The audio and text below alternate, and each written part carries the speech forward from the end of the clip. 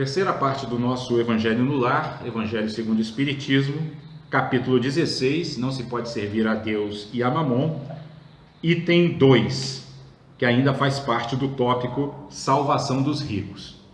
Esse item 2 é uma passagem do Evangelho de São Lucas, capítulo 18, versículo de 18 a 25, né? Onde se diz: Então um jovem se aproximou dele e lhe disse: Bom mestre, o que é preciso que eu faça para adquirir a vida eterna? Jesus lhe respondeu: Por que me chamais bom?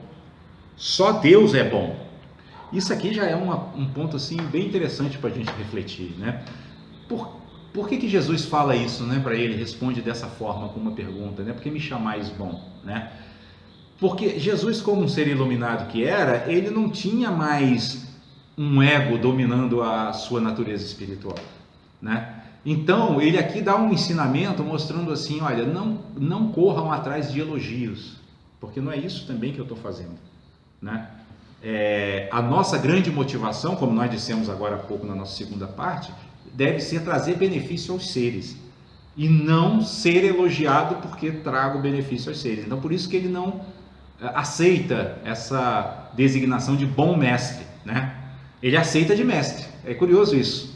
Por que ele aceita de mestre, né? Porque ele quer ser reconhecido como mestre, porque para que os discípulos evoluam, uma das condições básicas é que eles reconheçam o mestre, é que eles saibam quem é o mestre, para que eles possam segui-lo, porque se eu não identifico o mestre, eu como discípulo não tenho chance nenhuma de avançar, não é isso?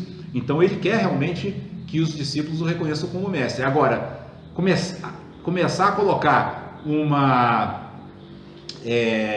adjetivação bajuladora, né? Porque ali teve uma certa bajulação, né? Então Jesus diz, não é esse o nosso critério de convivência aqui na nossa comunidade religiosa. Não precisa me chamar de bom, basta chamar de mestre. E aí a passagem segue dizendo assim, ele diz, só Deus é bom. Se quereis entrar na vida, guardai os mandamentos. Quais mandamentos? Disse-lhe o jovem, né? Quais mandamentos? Aí Jesus responde: Não matareis, não cometereis adultério, não furtareis, não direis falso testemunho, honrai a vosso pai e a vossa mãe, e amai o vosso próximo como a vós mesmos. Então, aqui Jesus só relembra ele, porque esse jovem que estava fazendo a pergunta era um jovem hebreu. Então ele conhecia as Escrituras, conhecia o Antigo Testamento. E Jesus relembra a ele os 10 mandamentos. Ele falou, não tem que fazer mais nada além disso, né? E isso é muito interessante, porque a gente está sempre procurando alguma coisinha, né? O que é que eu tenho que fazer? As coisas são simples, elas não são complicadas. O mundo é complexo no sentido de que ele é diverso, né? Ele tem uma diversidade infinita. Mas complexidade não significa complicação, né? E às vezes quando a gente encontra as coisas assim tão simples como os 10 mandamentos, né? Não matarás, não roubarás, não mentirás, não cometerás adultério, parece que aquilo está simples demais, né? Assim, para alcançar a perfeição não tem mais nada, né? Então Jesus chama a atenção dele, é só isso, né? Cumpra esses mandamentos e está tudo bem. E aí o encontro continua com o jovem dizendo: Tenho guardado todos esses mandamentos desde a minha juventude, o que me falta ainda? Então o jovem, ele é um jovem hebreu, ele está seguindo o que os fariseus, né, o que os religiosos da época recomendam, mas ele ainda não se sente possuidor daquilo que a gente está chamando aqui de felicidade genuína, aquela felicidade inabalável. Ele ainda se sente vítima do mundo de Mamon, que é o que nós estamos estudando aqui, não se pode servir a Deus e a Mamon, né? Ele ainda percebe que as coisas na vida dele são impermanentes, uma hora ele está bem, outra hora ele não está bem, né? Então está faltando o que? Ele pergunta para Jesus, né? O que está faltando, mestre? E aí vem a resposta, né? Jesus lhe disse: Se quereis ser perfeito, ide, vendei o que tendes e dai aos pobres, e tereis um tesouro no céu. Depois vinde e me segui. Aí, o que Jesus fala para ele?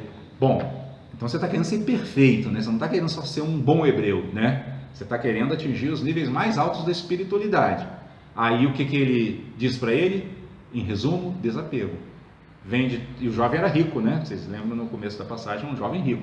Então você vende tudo que você tem, dá aos pobres, que é uma ação caridosa, né? Vem e segue-me, né? Por quê? Porque aí Jesus está dizendo para ele o seguinte: enquanto você estiver preocupado administrar todos esses bens, porque ele era rico, então a administração ali requeria muita energia, você não vai ter tempo para me acompanhar, né? Você não vai poder nem ir comigo para os lugares, né? Porque você vai ter que ficar aqui cuidando, né, da sua casa, da sua, sei lá, empresa, se é que existia empresa naquela época, não existia, né, mas do seu negócio, né? Você vai ter que estar imerso nessas preocupações. Percebam o seguinte, pessoal, é muito importante de fazer a conexão do que está sendo explicado aqui com o título, não se pode servir a Deus e a Mamon.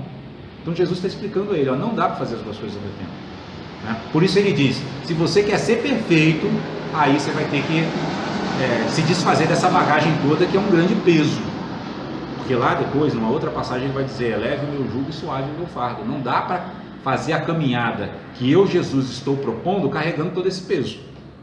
Você tem que se desfazer disso, porque estar apegado é como a própria palavra diz, é estar segurando em alguma coisa, né? E o caminho espiritual, como o próprio nome diz, caminho é estar em movimento. Não dá para fazer as duas coisas simultaneamente, né? Por isso não se pode servir a Deus e a Mamon, né? Então ele coloca esse desafio para o jovem. E aí o jovem, ouvindo essas palavras, foi-se embora muito triste, porque tinha grandes bens. Ou seja, o jovem não conseguiu vencer o seu apego, né? Ele queria atingir, né, esses níveis mais elevados de espiritualidade, mas ainda não tinha uma motivação tão forte que o fizesse dar esse último passo, né? Era um bom homem, era um homem religioso, né? Cumpria direitinho os mandamentos, mas vender todos os bens e dar aos pobres ainda estava além das suas capacidades e das suas forças. Então ele foi embora triste, né? Triste talvez por ter reconhecido a sua própria incapacidade, né? Pô, eu quero isso, mas eu ainda preciso, né, de algo que eu ainda não tenho, né? Eu preciso de um desapego que ainda me desafia de uma maneira que eu não consigo enfrentar, né? E a passagem segue com Jesus dizendo aos seus discípulos: em verdade vos digo que é bem difícil que um rico entre no reino dos céus. Digo-vos ainda uma vez, é mais fácil um camelo passar pelo buraco de uma agulha do que um rico entrar no reino dos céus. Isso aqui, essa passagem é muito conhecida, já deu margem a todo tipo de interpretação que vocês possam imaginar. Eu imagino que seja talvez a base do voto de pobreza da Igreja Católica, né, que os padres e as freiras fazem quando entram para a Igreja Católica, né? Voto de pobreza, doam todos os seus bens e passam a viver de uma maneira muito simples, né?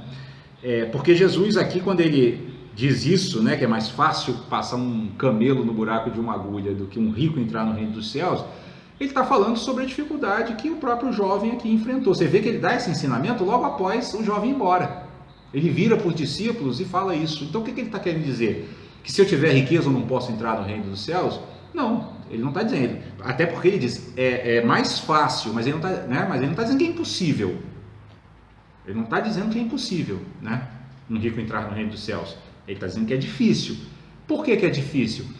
Porque, primeiro, o principal obstáculo à nossa entrada no que ele chama aqui de reino dos céus é exatamente o nosso apego, né? E o nosso apego é apego a quê, né? É apego, entre outras coisas, às nossas propriedades, né? Aquilo que a gente conseguiu adquirir em vida, né? E o nosso apego é tão grande a isso, que isso passa a fazer parte da nossa própria identidade, né? Quem é você? Eu sou o proprietário daquela casa ali, ó. É simples, na nossa linguagem, né? A gente se entrega, né? A nossa linguagem entrega nossas próprias conclusões, né? O próprio conceito que nós temos hoje de propriedade, né? Ele é bem do ego, né? Cada um quer ter aquilo ali, né? Isso aqui é meu, registra lá no cartório, né? Nós temos o registro cartório de imóveis, né? Para quê? Para ninguém chegar lá e dizer que é o dono dessa casa aqui, porque essa casa aqui é minha, né? Ninguém tá se eu vir primeiro, né? Então, o que Jesus está dizendo é que quando nós estamos nessa situação, a probabilidade de nós ficarmos presos à dinâmica do mundo de Mamon é muito maior, né, do que quando nós somos pobres. Mas por outro lado, pobreza também não é sinônimo de salvação, porque senão 90% da humanidade estava salva, né? A gente deveria dar louvores ao capitalismo, né, que cria tanta pobreza, né, e dizer, opa, tanta gente se salvando, mas não é assim. Por quê? Porque o que a gente vê na maioria dos seres humanos, pobres ou ricos, é apego e desejo, né? Ainda que pobre, ainda que miserável, mas ele está ali querendo ter. Não conseguiu ter, não teve sucesso em ter. Teve algum problema, algum obstáculo que ele não conseguiu superar. Mas o desejo está queimando ele por dentro. No budismo até eles comparam o desejo com algo ardente, que é uma coisa que arde, né? Igual metiolate, assim, ou álcool numa ferida, né? Porque não deixa a pessoa quieta, né? A pessoa parece que aquilo ali, né, deixa a pessoa em efervescência, né? Então, o problema não é pobreza ou riqueza, né? O problema é a atitude interior, de apego ou desapego, né? Então, hoje, nós temos, pegar nosso próprio país, o mundo de um modo geral, mas no nosso próprio país, você olha para essa população, mesmo essa população pobre, e não vê neles, ou pelo menos na maioria deles, elevação espiritual, como não vê nos ricos também, não é verdade?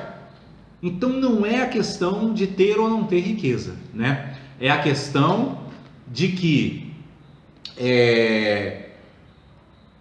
ter a riqueza tende a estimular aquilo que se constitui nos grandes obstáculos ao nosso avanço no caminho espiritual, que é, sem dúvida, o apego, né? Desejo e apego são o nosso grande obstáculo no caminho espiritual. Então, se eu tenho riqueza, o que é que acontece? Eu desejo um carro, eu vou lá e compro. Eu desejo uma casa, eu vou lá e compro, né? Enfim, eu desejo qualquer coisa, um avião, um barco, vou lá e compro, né? E gasto todo o meu tempo e minha energia nessa questão, né? Achando que meu problema está resolvido porque, afinal de contas, eu posso satisfazer os meus desejos.